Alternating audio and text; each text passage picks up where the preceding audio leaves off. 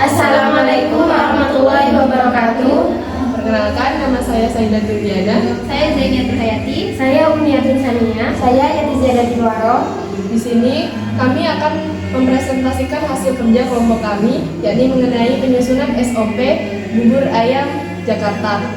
SOP adalah serangkaian instruksi atau pedoman tertulis yang menjelaskan secara rinci bagaimana suatu kegiatan harus dilakukan untuk mencapai hasil yang konsisten dan sesuai standar. Dalam konteks produksi makanan seperti bubur ayam, SOP memastikan setiap tahap mulai dari pemilihan bahan baku, pengolahan hingga penyajian dilakukan secara higienis, aman, dan berkualitas. Tujuan utama dari pembuatan SOP dalam produksi bubur ayam adalah yang pertama, menjamin konsistensi produk baik dalam rasa, tekstur, maupun kualitas. Yang kedua, menjaga keamanan pangan dengan mencegah kontaminasi dan memastikan semua tahapan dilakukan sesuai standar sanitasi. Yang ketiga, mempermudah pelatihan karyawan baru karena SOP berfungsi sebagai panduan kerja yang mudah diikuti.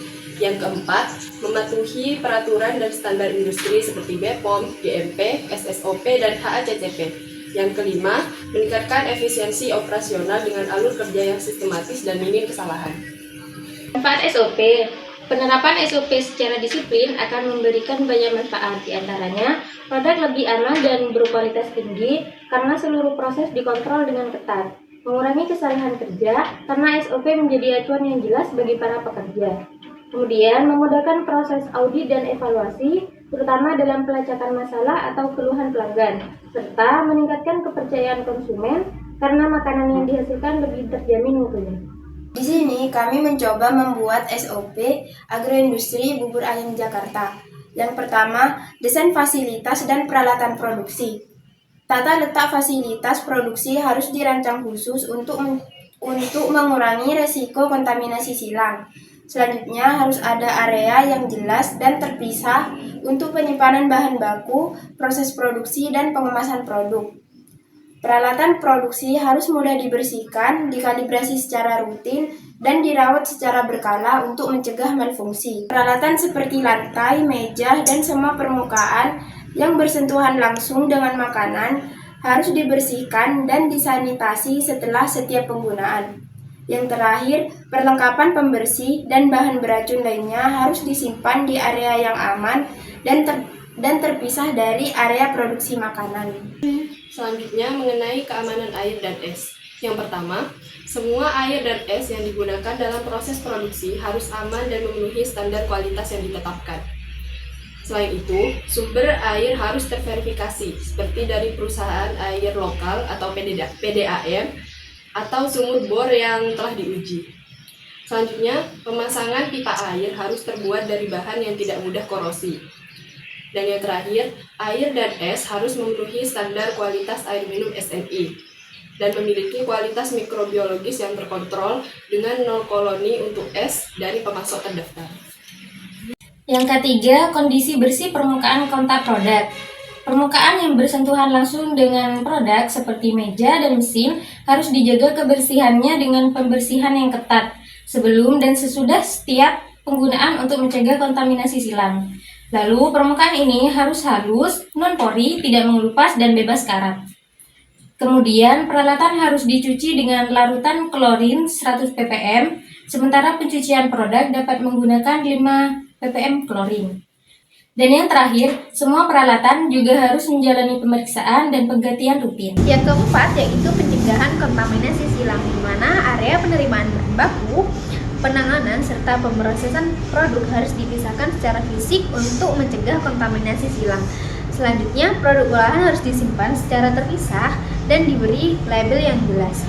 Lalu, penyimpanan semua produk makanan mentah harus dilakukan dengan benar untuk mencegah adanya kontaminasi silang. Yang kelima, fasilitas cuci tangan dan toilet, di mana fasilitas ini harus ada dan harus dilengkapi dengan sabun cair antibakteri, serta harus adanya prosedur yang ditempel di area cuci tangan yang mudah dan bisa dipahami oleh semua karyawannya.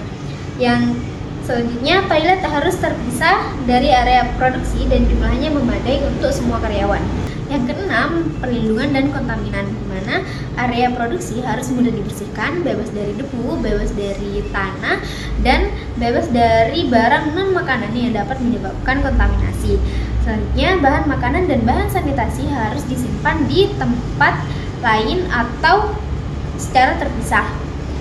Dan tempat sampah harus bersih, tertutup, dan ditempatkan di dekat area produksi agar memudahkan pembuangan limbah sisa produksi. Ketujuh, pengendalian kesehatan karyawan, di mana karyawan harus menjaga kesehatan pribadi secara ketat dan menggunakan alat pelindung diri pada saat produksi. Kemudian, pekerja pada saat menangani produk harus dalam keadaan sehat, tanpa luka yang terbuka atau penyakit kulit, menggunakan pakaian bersih dan mencuci tangan sebelum dan sesudah proses produksi. Dan karyawan harus memahami pentingnya kesehatan pribadi. Luka eksternal harus ditutup dengan perban untuk mencegah kontaminasi dengan produk.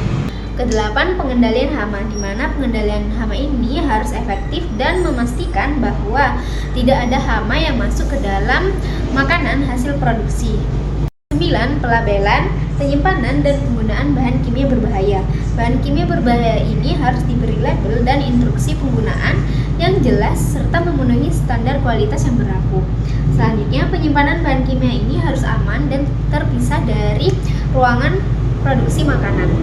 Penyusunan SOP ini sangat penting untuk produksi bubur ayam Jakarta by Luvia Food untuk memberikan panduan menyeluruh dari tahap awal hingga akhir produksi, termasuk pengelolaan fasilitas, sanitasi, serta kesehatan karyawan. Dengan demikian, SOP ini tidak hanya menjadi alat kontrol yang mutu, tetapi juga sebagai